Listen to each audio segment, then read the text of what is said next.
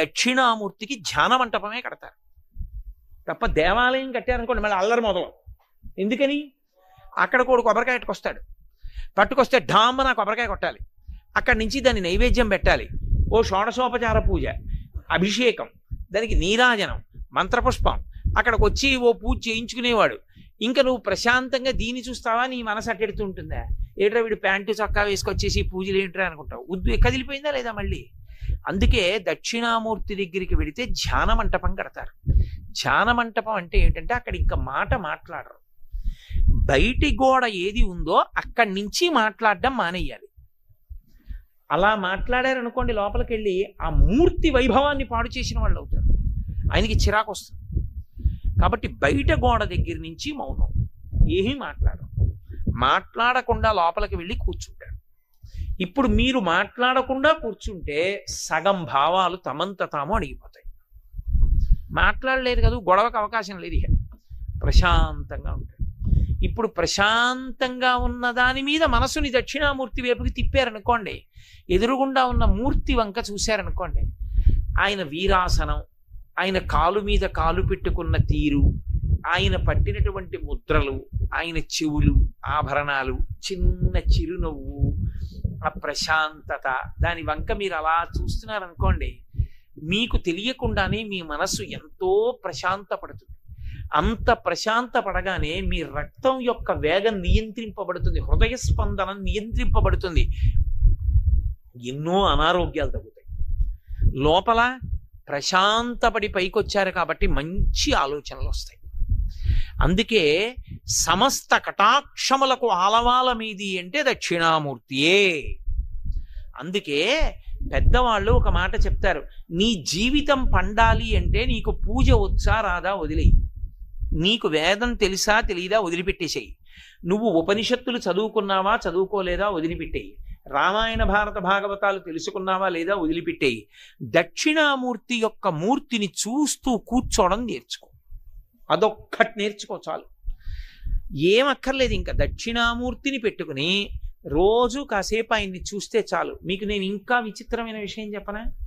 చంటి పిల్లలు కొంచెం కొంచెం పెరిగి పెద్దవాళ్ళు అవుతున్నప్పుడు ఇంట్లో అందమైన దక్షిణామూర్తి విగ్రహం ఉండి, విగ్రహం అంటే ఫోటో కనీసం ఉండి, పిల్లలు కాసేపు దాని వంక చూడడం అలవాటైతే మీరు చూడండి, నేను యథార్థం చెప్తున్న, పెద్దలు నిర్ణయం చేసింది, వాళ్ళు కళ్ళు తిప్పి ఆడుకుంటూ పాకడం కూర్చోవడం వచ్చినప్పుడు చూసినప్పుడు వాళ్ళు నిశ్చలంగా కాసేపు ఇలా దక్షిణామూర్తి వంకే చూస్తారు. పిల్లలు చిన్నతనంలో దక్షిణామూర్తి వంక అలా ఎదురుగుండా కూర్చుని చూస్తే 2 ఫలితాలు వస్తాయి. అపమృత్యు దోషం పోతుంది, సరస్వతి కటాక్షం కలుగుతుంది. అందుకే అసలు ఇంట దక్షిణామూర్తి ఫోటో లేని ఇల్లు ఉండరాదు. అంత మంగళప్రదమూర్తి ఎవరు అంటే దక్షిణామూర్తియే. అటువంటి దక్షిణామూర్తి అంతటి వైభవం కలిగినటువంటి స్వామి కనుక ఆయన గురించి చెప్తూ ఏమన్నారంటే, అయ్యా ఆయన మూర్తి స్వరూపంలో లేనివాడు, కానీ ఇవన్నీ నిర్వహిస్తున్నవాణ్ణి చూడాలని నువ్వు తాపత్రయపడ్డావు కనుక నీకు ఎదురుగుండా అలా కనపడుతున్నాడు. ఇప్పుడు ఆయన గురించి చెప్పేటటువంటి శ్లోకం ప్రారంభం చేస్తూనే చిత్రం అంటూ మొదలెట్టారు. అలా శ్లోకం ఎక్కడా ప్రారంభం కాల. ఈశ్వరుడి స్తోత్రం, ఈశ్వరుడికి సంబంధించిన ధ్యాన శ్లోకం, అలా మొదలైన శ్లోకం ఒక్క దక్షిణామూర్తికే ఉంది. చిత్రం అని మొదలెట్టారు. చిత్రం అంటే అబ్బా చాలా ఆశ్చర్యం అని. ఏమిటి ఆశ్చర్యం? ఏమిటి ఆశ్చర్యమో నువ్వు ఆ శ్లోకం అర్థమైతే నీకు తెలుస్తుంది. అప్పుడు నీకు దాన్ని చూడాలని కుతూహలం పుడుతుంది. లోకంలో ఆశ్చర్యం అన్నాను అనుకోండి, నేను మీకు చూడాలనిపిస్తుంది. మీకు తెలుసా, నేను మీకు ఒక విషయం చెప్తాను, మీరు తెల్లబోతారు. నేను ఒక సరోవరం చూశాను. ఆ సరోవరంలో నీళ్లలోంచి ఎప్పుడు అగ్ని జ్వాలలు పైకొస్తూ ఉంటాయి. ఎంత విచిత్రం అంటే, మనం ఒకవేళ ఆ సరోవరంలో స్నానం చేస్తూ అగ్ని జ్వాలల్లోంచి అలా బయటికి వచ్చినా ఒళ్ళు కాలదు. ఎంత ఆశ్చర్యం అని నేను అన్నాను అనుకోండి. నేను వేదిక దిగిపోయాక మీరు ఏమంటారు? ఏమంటే అది ఎక్కడుందండి అని అడుగుతారా అడగరా? ఆశ్చర్యం అని అనగానే చూడాలని కుతూహలం కాదు. అలా ఎందుకు మొదలెట్టారు శ్లోకాన్ని అంటే, అది ఏమిటో తెలుసుకోవాలని కుతూహలం కలిగితే పనికి మాలిన కుతూహలాల వల్ల పాడైన వాడు ఈ కుతూహలం వల్ల బాగుపడతాడు. ఎందుకంటే లోకంలో అన్నీ చెడ్డవే కావు, కొన్ని మంచి ఉంటాయి. ఆయన ఎప్పుడూ దేవుడి గురించి ఏడుస్తుంటాడన్నాడు అనుకోండి, మంచి ఏడుపు అది కాదు. ఎప్పుడూ దేవుడి గురించి ఏడుస్తున్నాడంటే మంచిదే. ఎప్పుడూ పెళ్ళం గురించి ఏడుస్తుంటాడని అన్నాడు అనుకోండి, వాడి కర్మ అంటాడు కాదు. దేని గురించి ఏడుస్తున్నాడు ప్రధానం, ఏడవడం ప్రధానం కాదు. దేని గురించి ఏడుస్తున్నాడో అది గొప్పది. ఎప్పుడు ఏ మంచి పని చేద్దామా అని ఏడుస్తుంటాడండి ఆయన అన్నారు అనుకోండి, మహానుభావుడు అండి అని దండం పెడతారు. ఎప్పుడు ఎవడది ఏమి తూపోదామా అని ఏడుస్తుంటాడండి అన్నారు అనుకోండి, చీ దుర్మార్గుడు వాడు ఎప్పుడు ఏ సమయంలో బయట కనబడతాడో చెప్పండి అంటే అని అంటారు. అవునా కదా? ఏడవడం కాదు, దేని కొరకు ఏడుస్తున్నాడు గొప్ప. కామం ఉండడం తప్పు కాదు, దేని మీద కామం ఉంది ప్రధానం. కేవలం లౌకిక విషయముల మీద కామం అనుకోండి, ఆయన పూజనీయుడు కాడు. భగవత్కామం అనుకోండి, భగవంతుని యందు కోరికున్నవాడు అనుకోండి, పూజనీయుడు కాదు. కామం తప్పనకూడదు, ఏ కామం అని అడగాలి, అప్పుడు తప్పో ఒప్పో చెప్పాలి. అంతేగాని ఆయనకి విశేషమైన కామం అండి అన్నాను అనుకోండి, చీ దుర్మార్గుడు అనేకూడదు. ఆయనది భగవత్కామం అయితే నువ్వు లెంపలేసుకోవాలి. మళ్ళీ ఎందుకు వచ్చింది, ఏ కామం అని అడగాలి. కాబట్టి కోరిక ఉండడం తప్పు కాదు, ఏడవడం తప్పు కాదు. దేని మీద కోరిక, దేని మీద ఏడుపు, అది తెలుసుకుని చెప్పాలి. చిత్రం, కుతూహలం. చిత్రం అనగానే ఆశ్చర్యం. అబ్బా ఎంత ఆశ్చర్యం అండి అని మొదలైంది శ్లోకం అనగానే మీరు ఇప్పుడు ఏమనాలి? అదొకటే నేను చెప్పా, శ్లోకం వదిలేశాను అనుకోండి. ఏమన్నా బాబు ఆ శ్లోకం చెప్పండి, అది ఏమిటో, అది ఏమిటి చిత్రం, ఏమిటి ఆశ్చర్యం అంటే, మనకి లోకంలో పాడవడానికి కారణం ఏమిటంటే ఆశ్చర్యం అన్న మాటే పాడు చేసేయడానికి కారణం.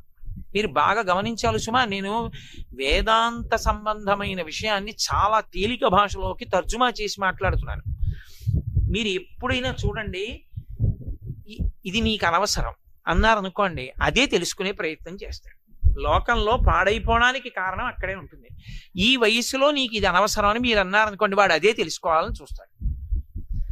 ఒరే నీకు ఎప్పుడు ఏది అవసరమో నాకు తెలుసు, అప్పుడు నేను నీకు సమకూరుస్తానన్న తండ్రి మాట విని కుతూహలాన్ని చంపేసుకున్నాడు అనుకోండి.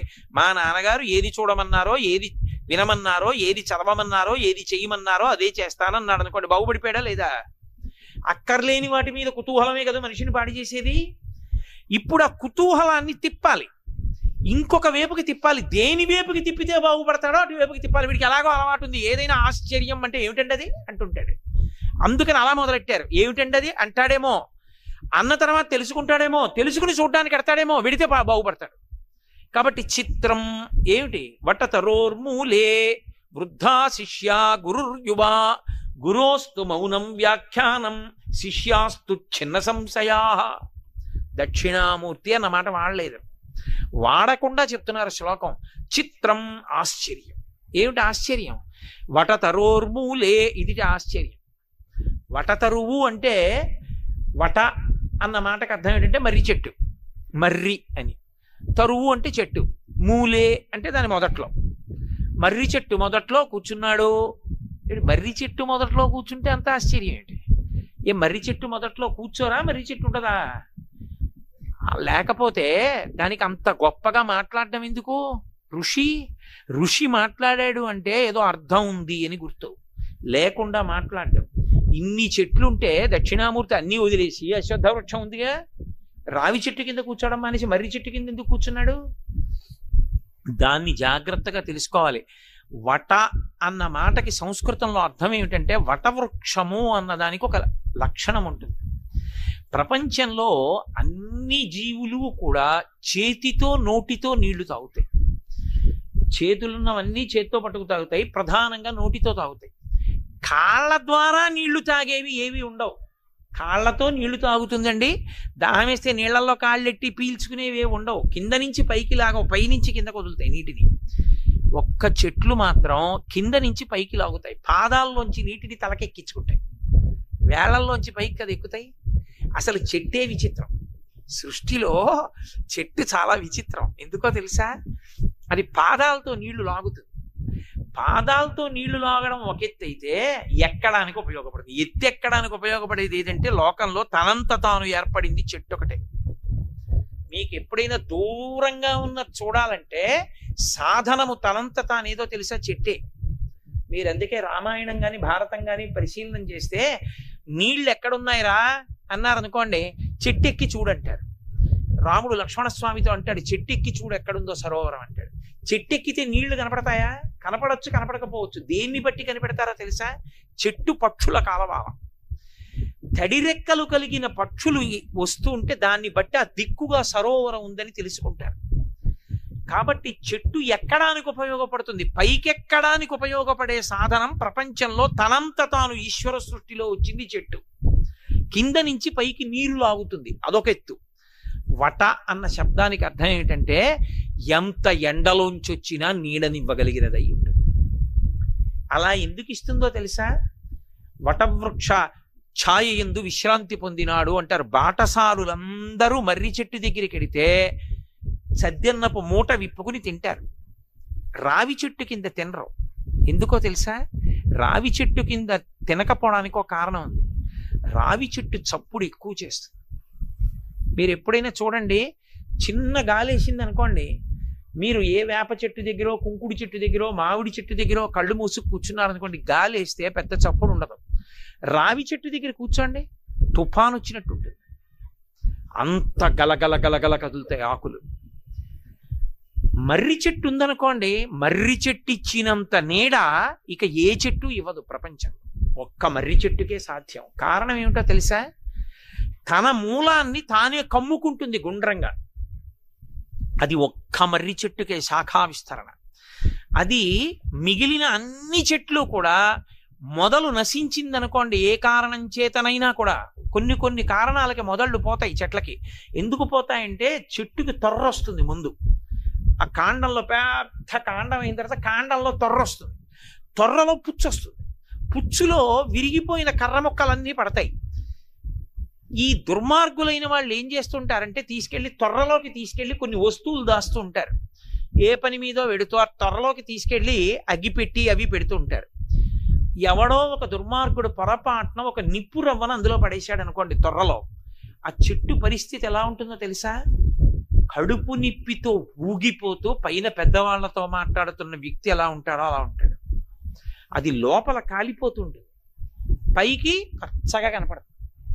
ఆ తొర్ర కాలిపోయింది అనుకోండి కొన్నాళ్ళకి, ఆ చెట్టు చచ్చిపోతుంది, ఇక నీరు పైకి ఎక్కదు, అందుకని పైన అంతా ఎండిపోతుంది. అలా ఒక మొదలు కాలిపోతే మరణించని ఏకైక చెట్టు మర్రి చెట్టు ఒకటే. మర్రి చెట్టుకు అలా చావు రాదు. ఎందుకో తెలుసా? అది ఆకాశంలోంచి వేళ్ళు దింపుతుంది. కొమ్మ ఇలా వెళ్ళింది అనుకోండి, ఇలా వెడితే అక్కడ ఒక వేరు దింపుతుంది, చెట్టులోంచి వేరు వస్తుంది. అన్నిటికీ భూమిలోనే వేళ్ళుంటాయి, ఇంకా పైకి ఇలా ఎక్కవు. ఒక్క మర్రి చెట్టుకి పైనుంచి కిందకి దిగుతాయి, దిగి అవి భూమిలోకి వెళ్ళిపోతాయి.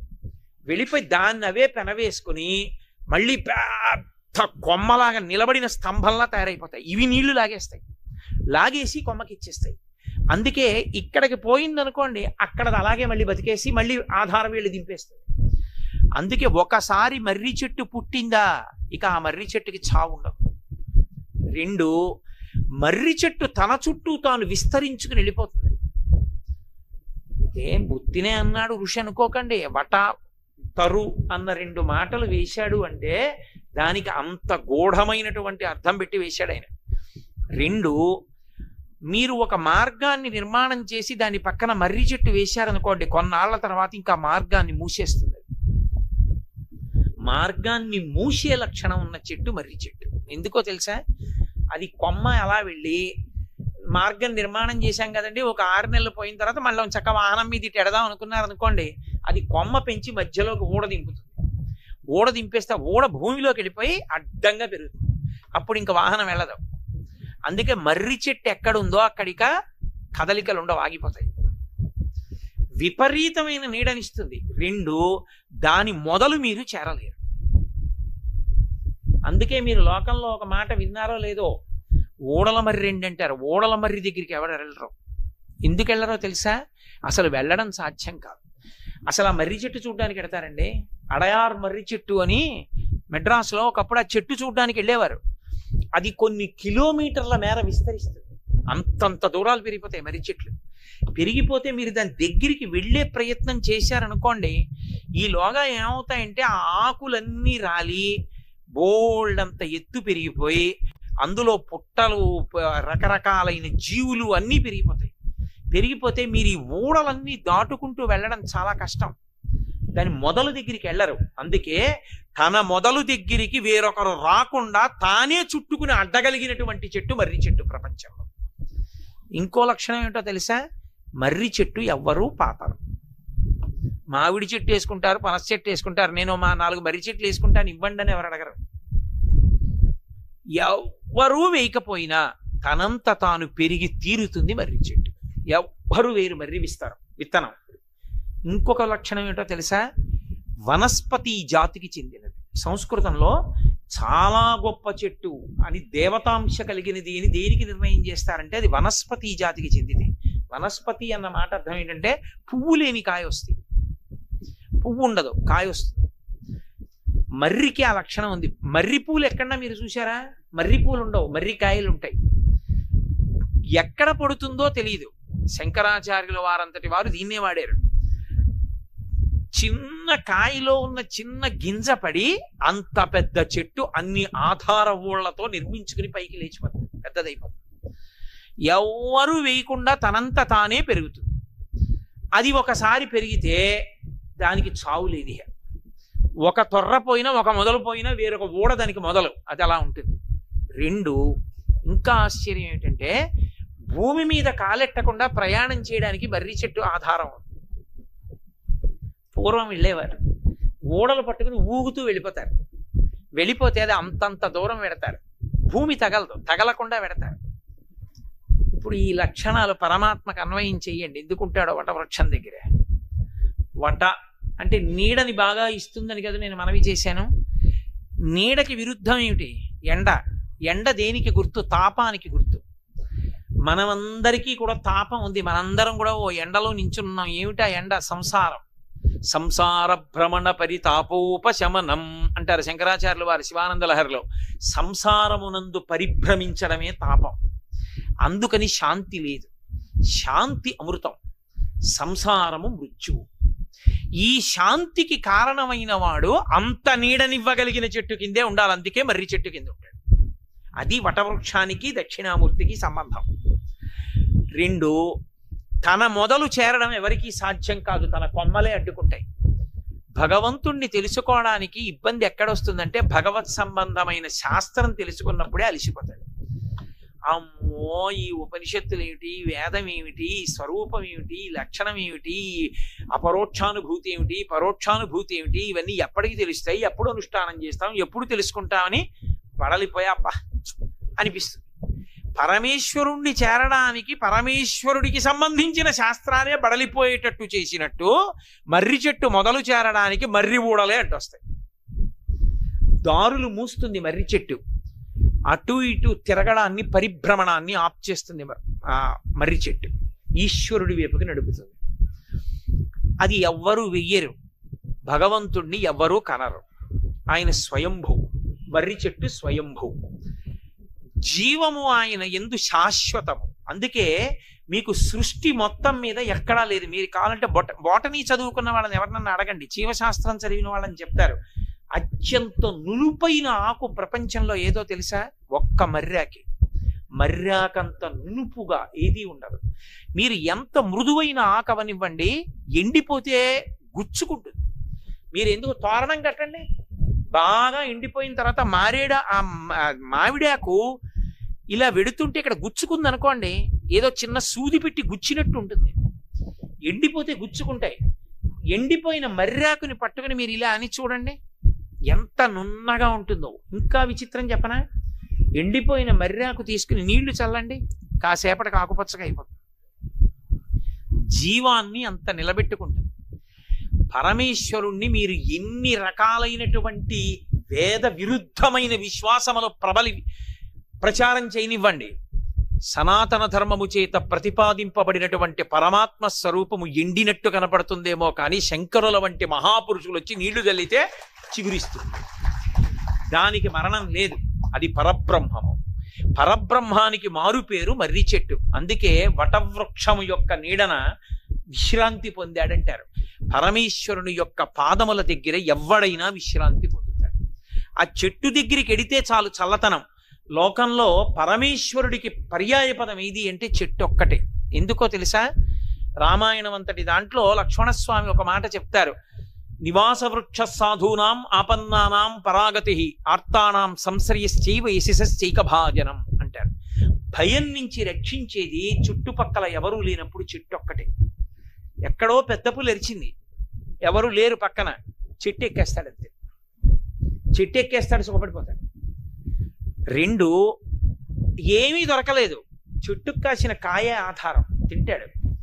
ఎండ, చెట్టు మొదలే విశ్రాంతి, చల్లగా ఉంటుంది, పడుకుంటాడు. అసలు మర్రి చెట్టు చాలా విచిత్రం. ఎంత చల్లతనాన్ని ఇస్తుందో అంత రక్షణ కూడా ఇస్తుంది. దీని గురించి పెద్దలు ఒక మాట చెప్తుంటారు. వెనకటికి ఓ పెద్ద గణిత శాస్త్రవేత్త ఒక ఆయన అరణ్య మార్గంలో వెడుతున్నాడు. వెడుతూ ఓ మర్రి చెట్టు దగ్గరికి వెళ్ళాడు. చాలా చల్లతనం కాదు, కొమ్మలు ఇలా పెరుగుతాయి. పెరగడంలో పడుకున్నాడు. పడుకుని పైకి చూశాడు, ఇంత మర్రికాయ కనపడింది. ఇలా పక్కకి చూశాడు, గుమ్మడి పాదోడి కనపడింది. భగవంతుడు సర్వజ్ఞుడు అంటారు కానీ ఆయనకి మ్యాథమెటిక్స్లో లా ఆఫ్ ప్రపోర్షన్స్ తెలియక ఇంత సన్నటి గుమ్మడి తీగకి ఇంత కాయెట్టాడు, ఇంత పెద్ద మర్రి చెట్టుకి ఇంత కాయెట్టాడు. ఆ గుమ్మడికాయ దీనికి ఉండాలి, మర్రికాయ దానికి ఉండాలి. తప్పు, భగవంతుడికి సిద్ధాంతం తెలియదు అని పడుకున్నాడు. కాసేపటికి ఓ మర్రికాయ నుదురు మీద పడింది. లేచన్నాడు, పరమేశ్వరుడికి సిద్ధాంతాలు తెలియడం కాదు, కారుణ్యమూర్తి. గుమ్మడికాయ దీనికి కాసి ఉంటే నా బుర్ర బద్దలయ్యేది అన్నాడు. కాబట్టి మర్రి చెట్టు అంత పెద్దదైనా కాయ చిన్నది పెట్టాడు, ఎందుకంటే సేద తీరాలి జనం. చెట్టుకొక్కదానికే ఒక లక్షణం, ఎవరొచ్చి తన దగ్గర కూర్చున్నా మీరెవరని కానీ, మీరు పుణ్యం చేశారా, పాపం చేశారా, మీరు ఇన్కమ్ ట్యాక్స్ కడుతున్నారా, మీకు ఆదాయం ఎంత, మీరు ధనికుడా, పేద, స్త్రీయా, పురుషుడా, పండితుడా, పామరడా, కులమా, మతమా, వర్ణమా, వర్గమా, ఏమీ అక్కర్లేదు, నీడనిచ్చేస్తుంది. మీరు వెళ్ళాలి, నీడనిస్తుంది, తాను వచ్చి నీడనివ్వదు. అయ్యో ఎండలో ఎలా ఉన్నాడో అని తను రాదు, మీరు వెళ్ళారా నీడనిస్తుంది. మీరెవరో దానికి అనవసరం, కుక్క, పిల్ల, పామ అనవసరం, నీడనిస్తుంది. నివాస వృక్ష సాధూనాం ఆపన్నానాం పరాగతి, పరమేశ్వరుడంతే. ఎవరు ఆయన పాదాల దగ్గరికి వెళ్ళారో వాళ్ళని రక్షించేస్తాడంతే. వాడెవరు ఆయనకు అనవసరం. చెట్టుకి భగవంతుడికి అంత దగ్గరి లక్షణం. చెట్టు కదలదు, ఆత్మ కదలదు.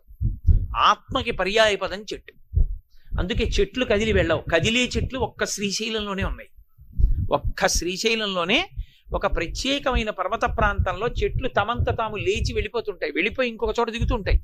శ్రీశైలంలోనే చాలా మంది చూశారు ఆ చెట్లు వెడుతుంటాయి, అవి అకస్మాత్తుగా లేచి వెడుతుంటాయి. ఇప్పటికీ అటువంటి చెట్లు ఉన్నది ఒక్క శ్రీశైల పర్వతాల్లోనే ఉన్నాయి.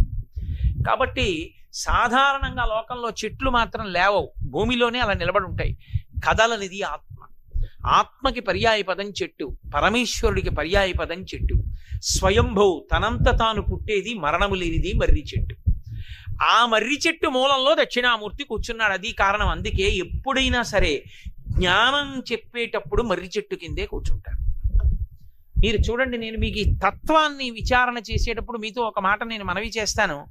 శ్రీ మహావిష్ణువుకి కొన్ని పేర్లున్నాయి. క్షీరాబ్ధిశయనుడు, శ్రీరంగశాయి అని పేర్లు ఆయనకి. క్షీరాబ్ధిశయనుడు అంటే ఆ పాలకడల ఎందు పడుకుంటాడు. శేషసాయి, శేషశయనంలో పడుకుంటాడు పాము మీద. అలాగే శ్రీరంగశాయి, శ్రీరంగశయనం, శ్రీరంగంలో పడుకుంటాడు విమానంలోని. ఇలా పడుకున్నటువంటి విష్ణువు మీకు ఎప్పుడైనా ఐశ్వర్యాన్ని ఒక్కదాన్ని ఇస్తాడు. క్షీరాబ్ధిశయనంలో ఉన్నవాడు కానీ, శ్రీరంగశయనంలో ఉన్నవాడు కానీ, శేషశయనంలో ఉన్నవాడు కానీ మీకు లక్ష్మీ కటాక్షం ఇస్తాడు. ఎందుకంటే కదులుతూ ఉంటాడు. కదలకుండా జ్ఞానం ఇవ్వవలసి వచ్చిందనుకోండి, ఒక్క మర్రాకు మీదే పడుకుంటాడు, మర్రి చెట్టు కిందే కూర్చుంటాడు. విష్ణువైనా శివుడైనా అంతే, ఆ చెట్టు లక్షణం అది. అందుకే మీరు చూడండి, అదే శ్రీకృష్ణ పరమాత్మ మార్కండేయ మహర్షికి జ్ఞానం ఇవ్వాలనుకున్నారు. మార్కండేయుడి ఆయుర్దాయం అటువంటిది. మీరు మొన్ననే విన్నారు, అరణ్య పర్వంలో మొత్తం లోకాలన్నీ ప్రళయంలో మునిగిపోయి కటిక చీకటైపోయింది, నీటితో నిండిపోయి ఒక్క మార్కండేయుడు మిగిలిపోయాడు. అరే ఇప్పుడు పరబ్రహ్మం ఏం చేస్తుంటుందిరా చూడాలనుకున్నాడు. అక్కడే కనపడ్డాడు, ఓ మర్రా కోటి తేలుతోంది నీళ్ల మీద, దాని మీద పడుకుని ఉన్నాడు కృష్ణ భగవానుడు. కరారవిందేన పదారవిందం ముఖారవిందే వినివేశయంతం వటస్య పత్రస్య పుటేశయానం బాలం ముకుందం మనసా స్మరామి. అక్కడ ఇంకా కృష్ణ అనరు, ముకుందం మోక్షాన్ని ఇచ్చేవాడు, జ్ఞానప్రదాతగా ఉంటాడు. ఆ కాలి వేలు తీసి నోట్లో పెట్టుకుని చీకుతూ పడుకుని ఉన్నాడు. పెద్ద మర్రి చెట్టు ఒకటి కనపడింది. అరే అంతా నీటితో నిండిపోతే మర్రి చెట్టు ఒక్కటి ఉంది, ఆకు మీది పిల్లాడు పడుకున్నాడు. అని మార్కండేయ మహర్షి అక్కడికి వెళ్ళి నిలబడి, ఎవరు నువ్వు, ఈ లోకమంతా ప్రళయంలో ఉంటే ఇక్కడ ఒక్కడివి ఎలా ఉన్నావు అన్నాడు. ఆయన కళ్ళు విప్పి దా లోపలికి వెళ్ళన్నాడు. ఆ పిల్లాళ్ళలోకి వెళ్ళాడు మార్కండేయ మహర్షి. ఆ లోపల దర్శనమైంది. లోకాలన్నిటినీ తన బొజ్జలో పెట్టుకు పడుకున్నాడు. అప్పుడు జ్ఞానం ఇచ్చి చెప్పాడు, ఎలా వస్తుందో, సృష్టి ఎలా వస్తుందో, ఎక్కడికి వెళ్ళిపోతుందో, లయం ఎలా అయిపోతుందో, తాను ఎలా ఉంటాడో, తన స్వరూపం ఏమిటో బోధ చేశాడు. జ్ఞానం ఇవ్వవలసి వస్తే అది శివుడా విష్ణువా వదిలేయండి, మర్రి చెట్టునే ప్రధానం చేసుకుంటారు. కారణం ఒక్కటే, మర్రి చెట్టు స్వయంభూ ఈశ్వర స్వరూపం. అందుకే ఇప్పటికీ పెద్దలకి కొంతమందికి అలవాటు ఉంటుంది, రహదారి మీద వెళ్ళిపోతుంటే పెద్ద మర్రి చెట్టు కనపడింది అనుకోండి, దిగి చెప్పులు ఇప్పి నమస్కారం చేస్తారు. అవకాశం ఉంటే ఒకసారి కాళ్ళు చేతులు కడుక్కుని ఆచమనం చేసి నమస్కారం చేసి పెడతారు. ఎందుకంటే మర్రి చెట్టు కనపడింది అంటే పరమేశ్వరుడు మీకు దర్శనం ఇచ్చినట్టే. మర్రి చెట్టు మొదట్లోకి వెళ్ళి కూర్చుంటే మీరు పరమేశ్వరుడి ఒళ్ళో కూర్చున్నట్లే. మర్రి చెట్టు యొక్క గొప్పతనాన్ని శాస్త్రములు అలా శ్లాఘించాయి. అంత గొప్పది. పైగా అపారమైన దయ కలిగిన చెట్టు అని గుర్తేమిటో తెలుసా? పాలు ఓడుతుంది. పాలు ఓడితే అవి మాతృత్వం ఉన్న చెట్లని గుర్తు, అంటే పరమ కారుణ్యాన్ని కలిగి ఉన్నవి అని గుర్తు. మర్రి పాలు కారుస్తుంది. మర్రి పాలు దేనికి పనికి వస్తాయో తెలుసా? దేనికి పనికిరావు. మర్రి పాలు దేనికి వాడతారంటే, పరమ వైరాగ్యాన్ని పొందిన వాళ్ళు మర్రిపాలు తల మీద పోసుకుంటారు. పరమ వైరాగ్యం, వైరాగ్యం రావడం అంటే దానికి సుముహూర్తాలు ఉండవు, అకస్మాత్తుగా వస్తుంది. చెయ్యి దిక్కుమాలిన సంసారం అనిపించింది అనుకోండి, అంతే, వాడు ఏమైపోతాడో తెలియదు. పరమ వైరాగ్యం వచ్చిన వాడు మొట్టమొదట పట్టించుకోవడం మానేసేది దేని గురించి అంటే జుత్తు గురించి మానేస్తాడు. అందుకే జుత్తు ఇలా పిచ్చుకుల గోళ్ళల్లా కట్టేసి అట్టలు కట్టేస్తుంది. ఇక తన రూపాన్ని ఎవరు చూడకూడదని, తనని ఎవరు గుర్తుపట్టకూడదని, పూర్వాశ్రమంలో తనెవరో తెలుసుకుని మళ్ళీ ఆ పేరు పెట్టి పిలుస్తారేమో, పిలిచి మాట్లాడతారేమో, తనని అలా ఎవరు పలకరించకూడదు అనుకుంటే ఏం చేస్తారంటే, పరమ వైరాగ్యం వచ్చేసిన వాళ్ళు వెంటనే భగవంతుణ్ణి మనసులో పెట్టుకుని వాళ్ళు వెంటనే ఉపయోగించే పాలు మర్రిపాలు ఉపయోగిస్తారు. ఎంత పెద్ద జుత్తుండనివ్వండి, మర్రిపాల చుక్క కాని పడిందా, ఎక్కడ మర్రిపాల చుక్క పడిందో అక్కడ జుత్తు తీసేయాలి తప్ప ఇక దువ్వడానికి పనికిరాదు, తిత్తి అయిపోతుంది. అందుకే శ్రీరామాయణంలో రామచంద్రమూర్తి అరణ్యవాసానికి బయలుదేరి వెళ్ళిపోయే ముందు లక్ష్మణస్వామిని పిలిచి మర్రిపాలు పట్టరారా అన్నాడు. అంటే మర్రి చెట్టు దగ్గరికి వెళ్ళి పాలు పట్టుకొచ్చాడు. నా తల మీద పోయి అన్నాడు. ఏడిచాడు లక్ష్మణుడు. నిన్ను మూర్ధాభిషిక్తుణ్ణి చేస్తాం, యవరాజ్య పట్టాభిషేకం చేసుకుంటాం అనుకున్నాం, నీ తల మీద అన్నయ్య నేను మర్రిపాలు పోస్తున్నాను అన్నయ్య అన్నాడు. పొయ్యరా అన్నాడు. ఆ మర్రిపాలు పోస్తే ఆ మర్రిపాలతో అట్టలు కట్టేట్టుగా తలని కుదురు కట్టేసుకున్నాడు. అంటే తండ్రి మాటని నిలబెట్టడానికి అంత దృఢ దీక్షతో అరణ్యవాసం చేశాడు. అంత గొప్ప కేశపాశం ఉన్నటువంటి రామచంద్ర ప్రభు.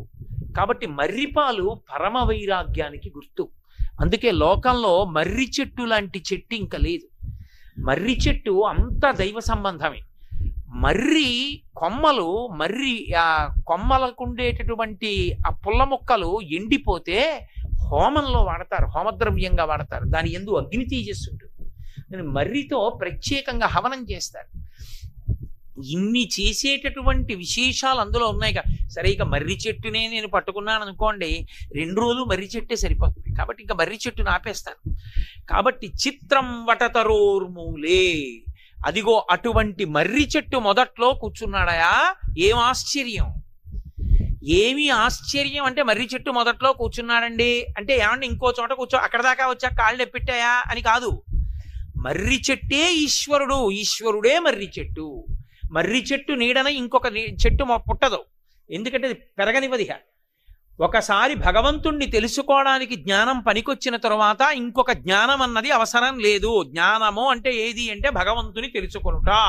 భగవంతుని తెలుసుకోవడానికి పనికొచ్చిన చదువే చదువు, మిగిలిన చదువులు పనికి మాలిన చదువులు. కుక్షింభరత్వము, కడుపు నింపుకోవడానికి, బయట విభూతులు పొందడానికి, సన్మానాలు సత్కారాలు గౌరవాలు పొందడానికి పనికొస్తాయి. ఒక్క భగవంతుణ్ణి తెలుసుకోవడానికి పనికొచ్చిన చదువు, ఇక తాను పుట్టవలసిన అవసరం లేకుండా చెయ్యగలిగిన చదువు. అందుకే ప్రహ్లాదుడు చదివించిరి ననుగురువులు చదివితి ధర్మార్థముఖ్య శస్త్రంబులునే చదివినవి కలవు పెక్కులు చదువులలో మర్మమెల్ల చదివితి తండ్రి అన్నాడు. చదువులలో మర్మమెల్ల చదివితి తండ్రి అంటే విద్, వేదం చదువుకున్నాడండి అంటారు. వేదం చదువుకుంటే గౌరవం ఎందుకు ఇస్తారంటే వేదము అన్నది విద్ అన్న ధాతువులంతో వచ్చింది. విద్ అంటే తెలుసుకొనుట. ఏది తెలుసుకోవడానికి వేదం సాధనమో అది చదువుకున్నాడు. అది అదృష్టం, అందుకు నమస్కారం. కాబట్టి పరమేశ్వరుణ్ణి తెలుసుకోవడానికి ఇంకొక సాధనం లేదు, పరమేశ్వరుడే సాధనం. భగవంతుణ్ణి తెలుసుకోవడానికి నేను ఏవేవో చేశాననుకోండి, అవేమీ నన్ను భగవంతుణ్ణి తెలుసుకునేటట్టు చెయ్యవు. దాని చేత ప్రీతి పొందిన పరమేశ్వరుడు ఆయన నాకు తెలియడానికి అవకాశం ఇస్తాడు. దేవీ శృతిం భగవతీం ప్రథమే పుమాంసః తత్సద్గుణౌఘ మణికోశ గృహం గృణంతి తద్వారపాటన పటూని చ ఇతిహాస సంతస్వర పరపురాణి పురస్సరాణి అంటారు పరాశర భట్టలు శ్రీగుణరత్న కోశం చేస్తూ. అమ్మా, ఈ పురాణాలు కాని, వేదాలు కాని, శృతులు కాని, స్మృతులు కాని, ఈ కావ్యాలు కాని, ఇవన్నీ ఏమిటంటే భగవంతుడు ఎక్కడున్నాడో చెప్తాయి. ఎక్కడున్నాడో చెప్తాయి తప్ప భగవంతుడి దర్శనాన్ని చేయించలేవు. భగవంతుడి దర్శనం ఎవరు చేయిస్తారు? ప్రీతి పొందిన భగవంతుడు చేయిస్తాడు. నేను భక్తితో బతుకుతున్నాను అనుకోండి, నా భక్తికి మెచ్చిన పరమేశ్వరుడు ఒకనాడు నాకు కనపడాలి. ఆయన జ్ఞానం ఇవ్వాలి. ఆయనే ఓరి పిచ్చాడా ఇక్కడే ఉన్నాను రా అని నాకు అనుభవంలోకి తేవాలి తప్ప అప్పటి వరకు నేనేమనుకుంటాను, ఎక్కడో ఉన్నాడంటాను. అందుకే దూరంగా ఉన్నవి చూడ్డానికి చెట్టు ఎక్కుతారు. ఎక్కడానికి పనికొస్తుంది చెట్టు అంటే? మిగిలిన ప్రాణులన్నీ వెన్నుపాము అడ్డంగా పుడతాయి, మనుష్యుడు ఒక్కడే నిలువు వెన్నుపాముతో పుడతాడంటే ఊర్ధ్వముఖ చలనం చెయ్యాలి, పైకెక్కాలి. అందుకే ఈశ్వరుల దేవాలయాలన్నీ స్వయంభూ దేవాలయాలు కొండల మీద ఉంటాయి. ఎందుకంటే ఎక్కాలి నువ్వు జీవితంలో, పైకెక్కితే తప్ప ఈశ్వర దర్శనం అవదు, ఊర్ధ్వముఖ చలనం చెయ్యాలి. ఆ ఊర్ధ్వముఖ చలనం చేయడానికి పైకెక్కడానికి చెట్టు ఆధారం. చెట్టు ఎక్కితే దూరంగా ఉన్నది కనపడుతోంది, దూరంగా ఉన్న కనపడింది ఏమవుతుంది? నీ తృప్తి కలగాలంటే దూరంగా ఉన్నది నువ్వైపోవాలి. ఇప్పుడు నాకు దాహంగా ఉందండి, నేను అలా వెళ్ళిపోతున్నాను, సరోవరం కనపడింది, నా దాహం తీరిపోతుందా?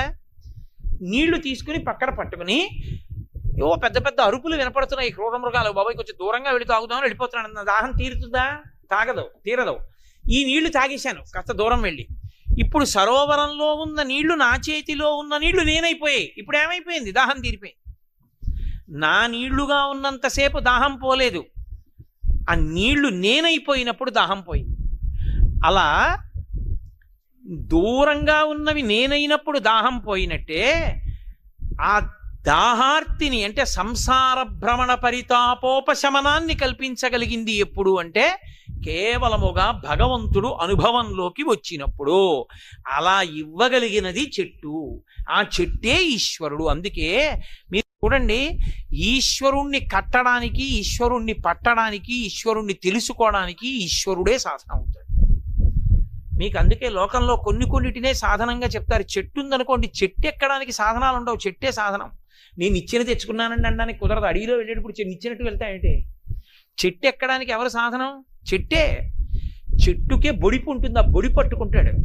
చిన్న కన్నం ఉంటుంది, లేకపోతే ఆ బెరళ్ళ మధ్యలో వేళ్ళు వేసుకుంటాడు, కొమ్మలు అట్టుకుంటాడు. ఆ కొమ్మల మించి అలా కొమ్మ కొమ్మ కొమ్మ పట్టుకుంటూ పైకెక్కుతాడు. చెట్టు ఎక్కడానికి చెట్టు సాధనం. అలా ఈశ్వరుణ్ణి పట్టుకోవడానికి ఈశ్వరుడు సాధన. మీకు లోకంలో అటువంటివి పూజనీయాలు. అందుకే ఏనుగు చూడండి, ఏనుగు మీద ఎక్కడానికి ఏనుగే సాధనం. మీరు గురువాయూరు వెళ్ళి చూస్తే ఏనుగు ఎక్కేవాళ్ళు స్టూల్ తెచ్చుకుని దాని మీద ఎక్కెక్కరు, ఏనుగే కాలు చాపుతుంది వాళ్ళు రాగానే. ఒక్కసారి దాని చెవి పట్టుకుని ఆ కాలు ఎత్తి దాని కాలి ఆ మడమలో ఆ సంధి భాగంలో వేసి ఒక్క దూకి పైకెక్కి ఎగిరి ఆ కుంభస్థలం మీద కూర్చుంటాడు. ఏనుగు ఎక్కడానికి ఏనుగు కాలు సాధనం, ఏనుగుని పట్టడానికి ఏనుగే సాధనం. ఏనుగుని కట్టడానికి నిజానికి ఎవడి శక్తి చాలదు, ఏనుగు తానే లొంగుతుంది. కాలు ఇలా పెట్టి ఆ గొలుసు తన తొండంతో తీసి మావటికి ఇస్తే దాని కాలుకు చుట్టేస్తాడు. ఏనుగుని పట్టడానికి సాధనాన్ని ఏనుగే అందించినట్టు, ఏనుగుని ఎక్కడానికి ఏనుగే తన కాలిచ్చినట్టు, పరమేశ్వరుణ్ణి తెలుసుకోవడానికి పరమేశ్వరుడే తన పాదం చాపుతాడు భక్తితో కూడిన క్రియ వలన. చెట్టెక్కడానికి చెట్టు సాధనమైనట్టు ఈశ్వరుణ్ణి తెలుసుకోవడానికి ఈశ్వరుడే సాధనమవుతాడు. ఇన్నిటికీ తార్కాణం ఆ మర్రి చెట్టు. అందుకే ఆ మర్రి చెట్టుని చూస్తే ఓ నమస్కారం.